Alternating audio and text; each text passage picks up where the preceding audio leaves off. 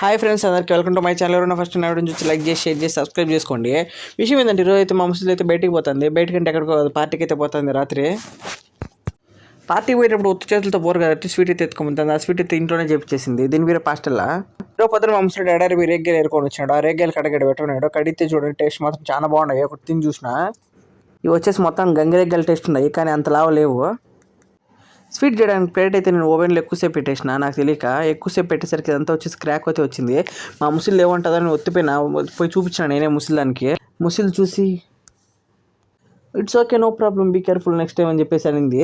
అంతలోపు స్వీట్ అయితే అయిపోయింది. స్వీట్ అయిపోయిందని చెప్పినాక పోయి రెడీ చేయమనింది. రెడీ చేసినాక మొత్తం డెకరేషన్ చేసేసిన. డెకరేషన్ నచ్చితే లైక్ చేయండి, షేర్ చేయండి, సబ్స్క్రైబ్ చేసుకోండి. ఈ కేక్ పని అయిపోతేనే మొదలు పిల్లలు వచ్చి చాయ్ గవా చేసి ఉన్నారు. వాళ్ళ కోసం చాయ్ గవా అయితే చేస్తున్నా. వీళ్ళైతే ఖాళీగా మనిషిని అసలు ఒప్పుకోరు, ఏదో పని చెప్తూనే ఉంటారు.